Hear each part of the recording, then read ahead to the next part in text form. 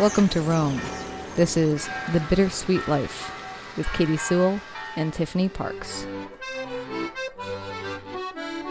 Hello, this is The Bittersweet Life. I'm Katie Sewell. Tiffany is away this week, but I am joined by Charmaine Wilkerson. She's a former journalist whose award-winning short stories have appeared in various magazines and anthologies.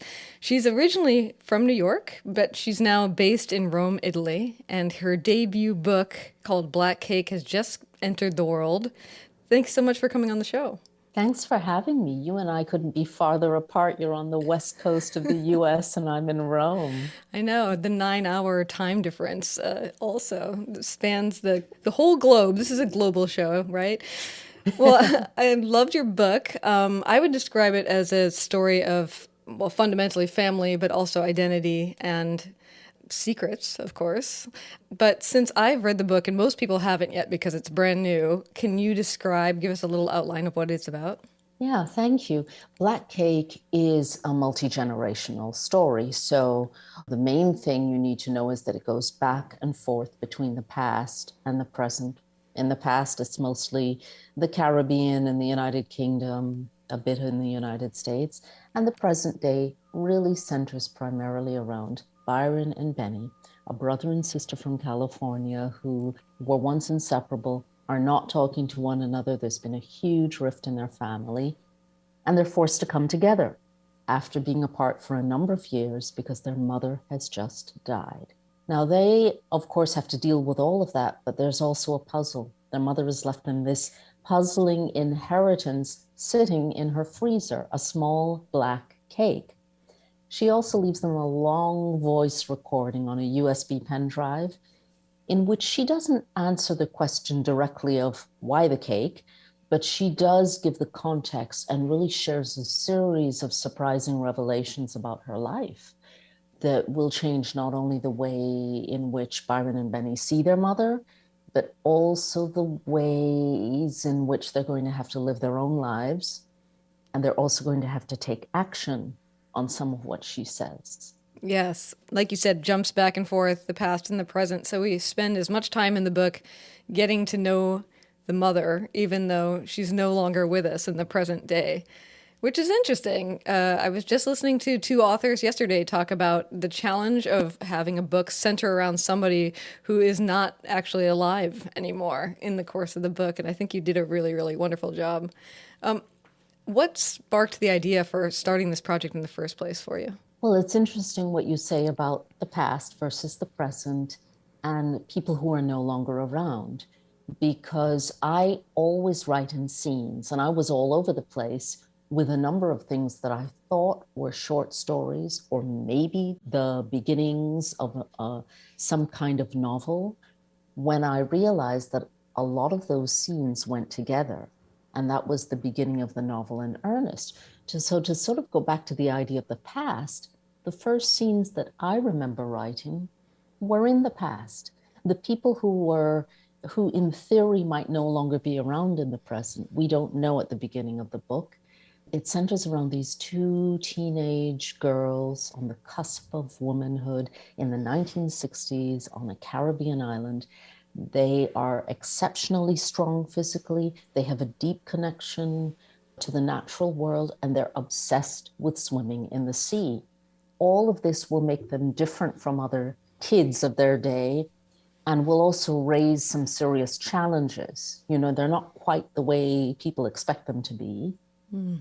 And also this exceptional strength and their vision, their sort of passion for the sea will change their lives. It will actually directly affect their destinies and the destinies of other people.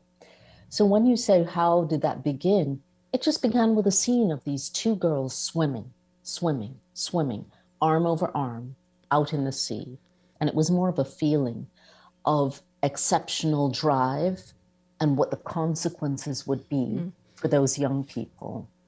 But of course, the Black Cake has a whole other story, which I can tell you in a minute or now, as you wish. Yeah, I mean, we definitely should get to that because I was, but since you're talking about them swimming and how much that is going to affect the course of their lives, one of the things that you get into a lot in this story is And something that people, I think, grapple with listening to this show a lot is the distance between what your ambitions for yourself are, or what your interests are, and the life that other people tell you should be living, or that you feel you should be living because of however you were raised. That tension is palpable through your entire book. What would you say about that? Well, there are a number of different characters in this book. I think in the present day alone, there may be 9 characters. I don't want to scare the reader, but but there are a lot of people in this book. There are the 3 main characters, Byron, Benny, and their mother, Eleanor. But then there are these secondary characters. And something they all really have in common is what you touched on. And that is they're running up against the expectations and stereotypes of other people. And their lives are very directly affected by the fact that many of them just don't fit into the boxes that they're supposed to be fitting into according to other people, based on the way they look, based on their family background, based on their gender. And that's going to happen in the present day as well. So this is one of the things that I wouldn't say I set out to write about this, but that was kind of in the back of my mind as I wrote that first scene, this idea of you think you know who you are, you know what drives you, and then there's the rest of the world. And how do you reconcile the two? Yeah, well, how has that appeared in your life? Do you have an example for you? Well, I'm one of those people who prefer always to talk about the fictional world. But certainly in my life, I've had occasions where people have a certain view of you, or they have expectations of the way in which they think you'd be living, or they, based on your description, the fact that I come from a multicultural family. Where probably no 2 of us have had quite the same upbringing or even look alike. There's often been a lot of, who are you and how do people see you? And then what do they expect of you based on that? And I was sort of guilty of having my own expectations on a certain occasion that actually led to me thinking about black cake as kind of a symbol. Should I tell you about that? Yeah, let's talk about that, because it's food, but it's also heritage. It is. It is. So, I mentioned that I come from a multicultural family, but in my parents' generation, most people were from the Caribbean, or they were Caribbean American, or had lived in the UK. So I got a text message on my cell phone one day from a younger member of my family, the next generation, asking for my mother's black cake recipe, because my mother made a legendary rum pudding, or rum cake, as we called it. And I was surprised because I thought, wouldn't have thought that he'd care. And that just led me to scribble some things in my own sort of personal notes about the idea of what we choose to inherit, what we hold close to our hearts, how food and other cultural markers are handed down, and which ones help us to shape our identities. So that was my note about the black cake. Put it away, a few years pass, I'm writing these other stories. I realize that a story from the past is connected to a story from the present. I'm writing now what I think is a novel about family secrets and surprises. And all of a sudden there's a black cake.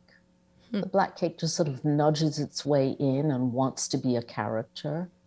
And I sort of had an aha moment in which I recognized why something like that black cake in the recipe could carry weight in a story about family identity relationships, And it's interesting how the mind works. I did not set out to write a story about cake or black cake.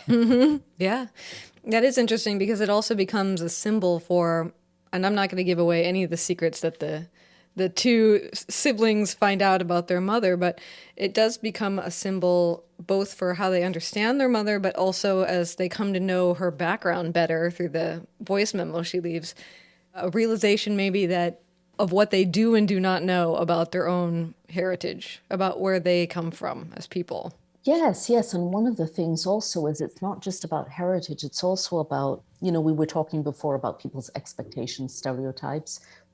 Often children, even when they're grown, think that the parents don't quite see them, don't quite get them, or might not have had the experiences that they are having at the time, when often it's the other way around, or also the other way around. In the case of Black Cake, you have two adults. They are now grown. Byron's in his 40s and Benny's in her 30s when the story begins. And they really have no clue as to what their parents went through. The revelation of their mother's past helps them to sort of shift their views of the relationships they had with her and the misunderstandings that took place in their family. But there is also this question of secrets, of why the mother decided not to tell anybody. And this is something I've been thinking about a lot, just in thinking about my own ancestors, about how many secrets we don't share in the course of a lifetime. And sometimes now, with one of my grandmothers being dead, or her grandparents, I wish that somebody had just at the end said, and here's all the stuff you didn't know. I wish that we had sometimes had that access to those secrets. And so something I've been really contemplating a lot in some of the readings and writings I'm doing is, how do you know how much to reveal and not reveal? And is that something that you grappled with in this story, or something that you've thought about in your own life? Well, certainly in my own life, because I come from a family where, a family of movers, I call us, where over 3 generations there's been migration. I myself, without having a specific need, moved to another country. And my own parents, came from parents who in turn had histories where either they had moved or they had changed relationships, or they didn't know the full story of their own parents. So I have always been fascinated by this idea of how our identities are shaped by stories, and also the stories that are not told, and what happens when they're revealed. So yes, it's interesting. I think because maybe I'm not curious enough, because I grew up that way. I just sort of accept a lot of that. But it did have me thinking about more the impact, not what the details of the stories would be, but the impact. And you asked me before whether there was something from my life which had me thinking about the issues of the ways in which people saw me, for example, or other things. And one detail that I do think is interesting is simply, as I grew older, as I became an adult and had lived as an adult long enough to be recognized vaguely as such by my own parents, I noticed that sometimes one story which I'd heard that was one way emerged as another story with new details. Why? Because suddenly perhaps they felt they could speak to me as an adult, And so it's not that people necessarily intend to keep secrets. Sometimes they don't have the information. Sometimes they don't think it matters.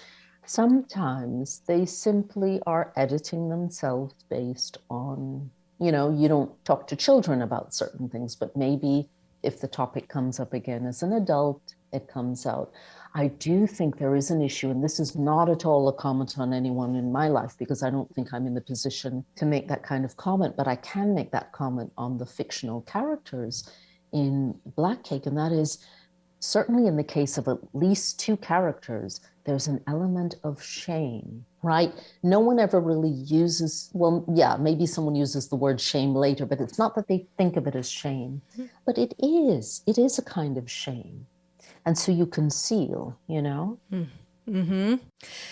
So yeah, since I believe I read in the author note that your relatives and your parents lived in Jamaica, but then they emigrated to the U.S. and to the U.K.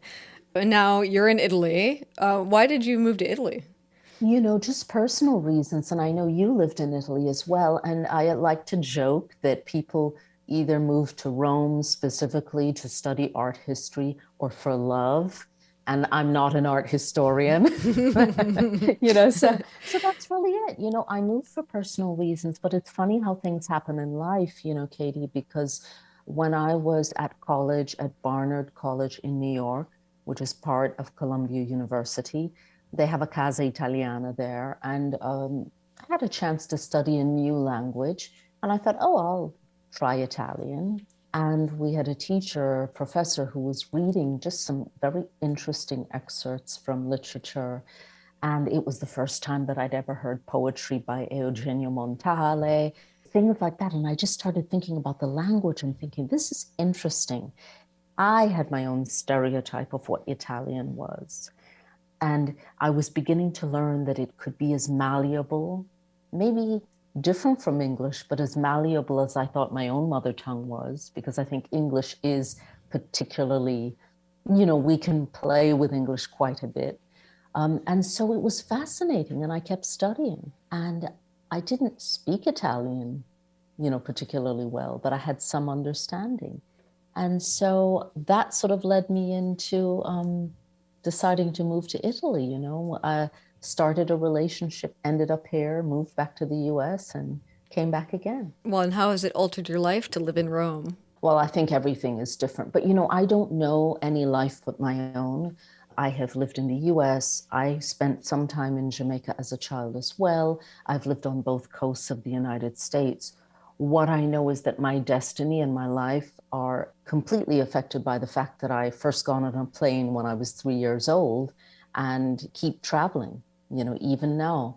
So I don't know what I would have been like otherwise. I do know that I would love to spend more time going back and forth. I think that's the lesson I've learned in living in Rome for longer than I had intended, is that yes, you do, it's not easy, it may not be practical for a lot of people, but for some of us, you do need to be able to go back and forth if it's possible. Well, and one thing we were talking about before we started recording was that there is a challenge in being a writer who writes in English, living in an Italian-speaking country, that I guess I take for granted that when I'm writing over here, I have a writing community of people who are also writing in English, that you can share ideas back and forth with each other. How has that been? How do you make it work for yourself over there? Well, I did find sometimes I felt quite isolated because, well, I was day jobbing, so I was also busy, but sometimes I felt that if I met other writers, that they might be interested in writing other kinds of stories. I had my own stereotype that people who were in Italy and Rome writing were either at a level of having published a number of books, and maybe they were with the American Academy, or they were professors or doing their own thing. And there may have been other people who were more at my level, but they might tend to write expat narratives, which are great. I mean, I have also tried to write stuff that really look at that unusual existence, of being between two cultures and sort of feeling you're at home in a place, but feeling more of another. And I thought, well, gee, yeah, what I'm writing, I'm just following my nose, exploring characters, and how do I share that? And that may have been my own attitude. But what I found was helpful was really getting away from my environment here and being completely immersed, as if in a foreign language, but being completely immersed in my mother tongue. So going to residential programs where I'd spend a week with other people, or I actually went away for as long as a month at one point. And that's how I sort of got into the regular writing, because it's something that I had always wanted to do, had always said I was doing, but in truth, I really only dedicated the time several years ago to really trying to learn, really trying to write more often. Yes, I so relate to your background. Your background is so similar to mine, although, because you're a journalist, you love to write short stories. I was a radio journalist. I don't know what kind of journalist you were. You can tell me, but yeah, that combination of you're writing short stories, you're very interested in writing, but you're also like I'm writing for voice all the time, but you're writing for a certain kind of thing, and then you have this dream where you think someday I might want to write a book, but you have no evidence that you could actually write a book. You just have evidence that you can write, What kind of journalist were you, and how did you approach? I mean, you said you came about this kind of bit by bit, and maybe that was the success of it. Well, even when I was in college, I knew I wanted to write stories, but I was young, and I think I had to think practically and what was I going to do for a living and that sort of thing. Mm-hmm. And I loved radio, speaking of voice, I loved radio, discovered college radio, ended up working for the first part of my career as an on-air television reporter. I worked in TV. So writing short stories and having to already know ahead of time pretty much what I needed to write. Even if I discovered new things or had new information, I knew that the story was about Katie winning the lottery. Okay, so then I go and interview Katie. I knew it was something like that. Then I moved into working in various kinds of communication for other people and mostly behind the scenes. So helping other people to write everything from speeches to news releases, etc. Again, what these things had in common was already starting with an idea of why you were writing, what you wanted to write, how much time you had, how much space you had. The difference between everything I've done and the way in which I write fiction is huge because I'm very much a person who just follows my nose into fiction. And I felt that it was necessary to allow myself to sort of slip into the fictional dream. Maybe other people can do it, but I really needed to just unlatch the mind and just not think about what I was writing. And I still write that way. Sure, then I have a project, but I write my way into the project. And then I get to a certain point where I say, okay, what am I writing here? And if Katie wins the lottery, why in the world would she buy an old beat up pickup truck? Now, what makes that plausible? I need to go back into her history. So that's what I do. But by then I've already got Katie wins the lottery and wants to buy a beat up old pickup truck. Maybe it's a vintage pickup truck. And then maybe I need to do research on that vintage pickup truck. What year, what kind of tires? So I'm sort of babbling with this silly example, but that's exactly how I get my way into a story before I really start to think about writing fiction as a project, a book. Yeah. How about you? How does it work for you? That's so interesting. I was just thinking too. I was thinking about your book and if it has a central question or not when you were saying that. And well, I can answer your question too, but I was just thinking about it in relation to this podcast. Like when we started it, of course, it had a much smaller scope than it has today. But people often ask about why do I keep making it or why do I do it when I no longer live in a foreign country, when I'm just back in Seattle. And I often think that when I work on something for a long period of time, there's central questions that I'm trying to answer for myself. And I think that one of them at its fundamental was, am I a person who is brave enough to make the change that I'm talking about other people making? Is that me, This is interesting. And then slowly over time, because it's, you only can see how much you've evolved in hindsight, but slowly over time you realize I've already answered the central question. Yes, I am now brave enough, but I came about that by doing this show, And so then the central question has to shift in some way. So when you say the central question, in other words, the show helps you to write other kinds of material that are not strictly journalism on predetermined points. Is that what you're saying? Well, maybe. I mean, it means many things, I think. Well, one of the reasons I wanted to start the show at the very beginning was I came from an NPR background, which is, like you said, it has a very particular manner to it. And I wanted to say, well, can you make a show that's as intelligent as that, but is more casual than that, more fun, more personal? And it was really hard for me to just be widely personal because I was used to having to like rein it in to a certain degree. Hence why Tiffany was such a help, because she was like, I don't know, I have no experience. I'm happy to be personal. That's great. Yeah. This is so interesting to hear because you're right. We have that in common. And that is, my mind was very task oriented. And I think that any kind of journalism, where you go out into the community, especially with broadcasting, because now we're speaking over the miles and time zones, but so often you would have to physically go and meet people, especially if you want to take pictures. And I think it's a wonderful way to get into your community. It's a wonderful way to start learning things, even if you half learn things, and even if there are more questions. It's a wonderful way to participate. I think that's the word I'm looking for, in one's community, I think. The interesting thing to me is that when you said that one of the questions that might come up is why, if you no longer live in Rome, you are still doing a podcast which somehow connects to Rome. And the funny thing is, I thought I knew the answer right away because it connects back to one of the central questions in Black Cake, the story of Black Cake, and that is, once you have moved, once you have lived somewhere else, once you have lived as someone else, in the case, for example, of Lynn, the immigrant, I won't go into too much of that, but Lynn, who moves from one place to another, you can no longer be one person without being the other. And so perhaps to someone looking from the outside, they see a person who lives in Seattle who's doing a podcast about Rome.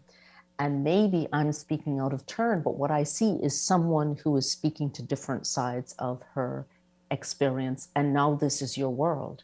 And many people live like that. It may not involve Rome. It may not involve Seattle. This is an issue of identity.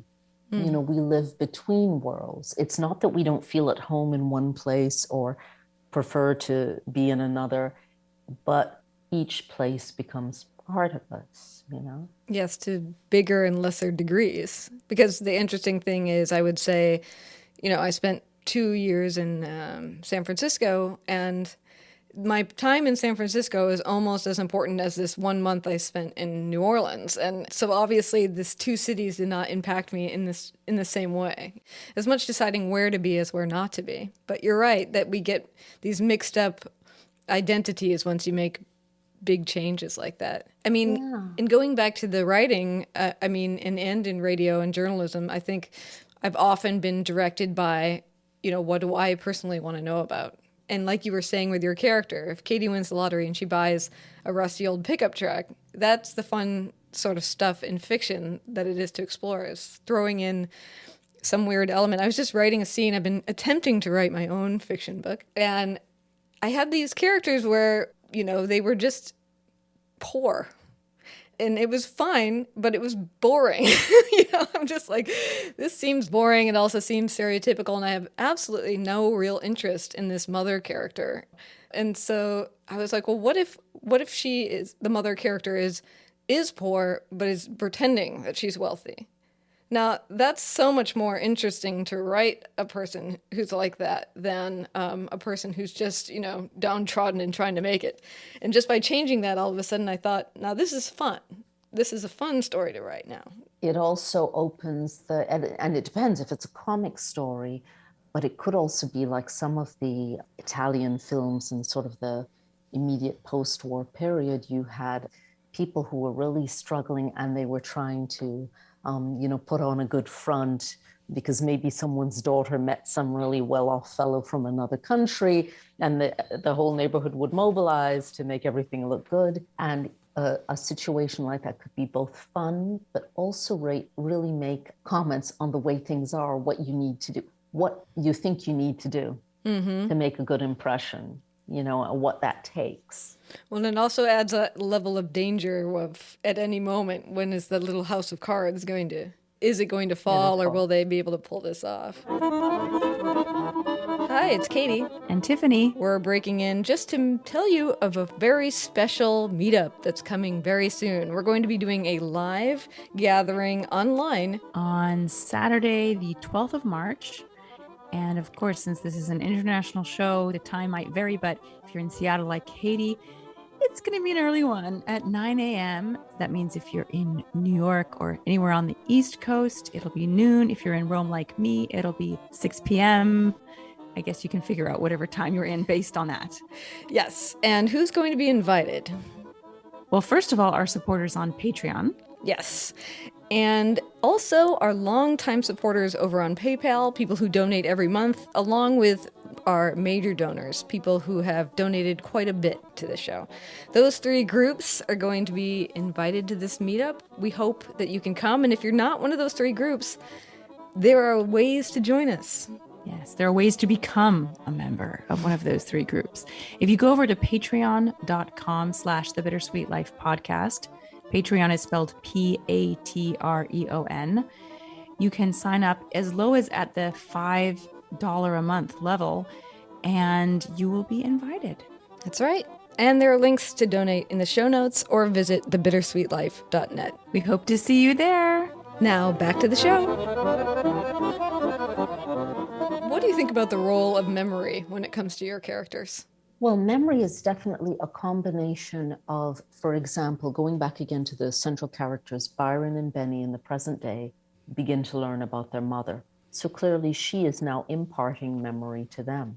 But then there are also other ideas of memories. What do you share? What don't you share?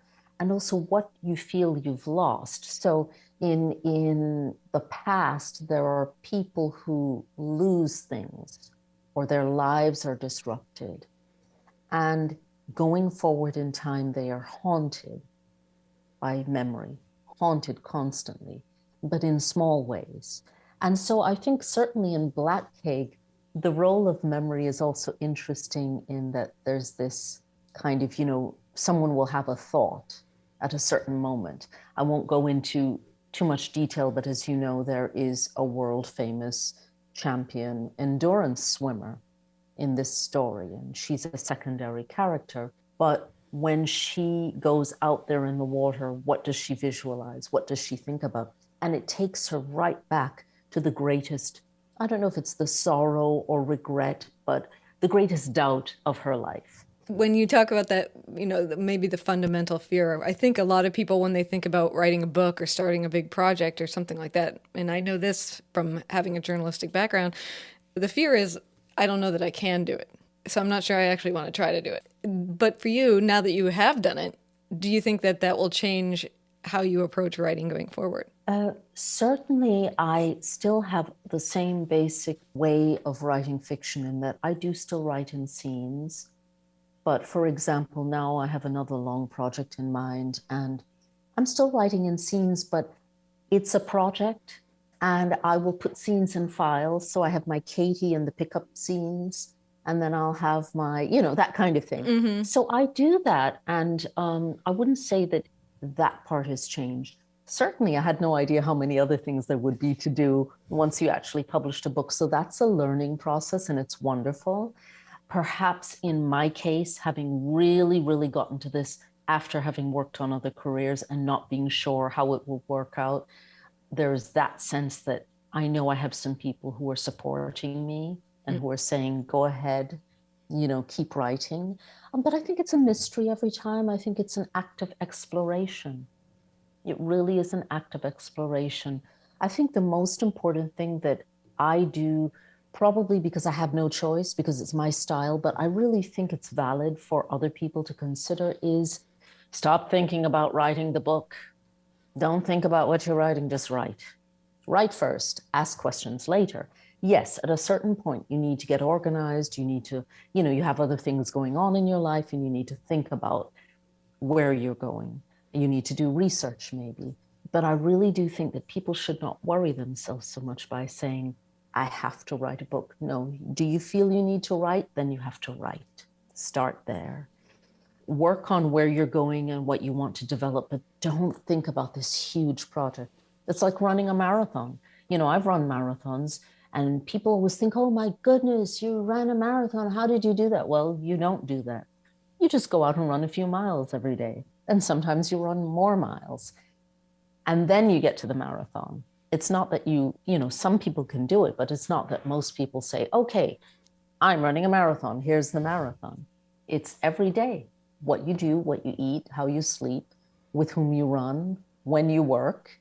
And I think writing has to be seen as that we are inspired by emotions and ideas and the things that we see or hear, but we must break through the myth that you're only a writer if you're sitting there waiting for that idea to descend, and that it must be whole and that it must be coherent from the first moment. I think that can only drive a person a little mad, and instead just keep writing, because you will get there just as you do when you train for a marathon, or people who, for example, have a pregnancy all those months.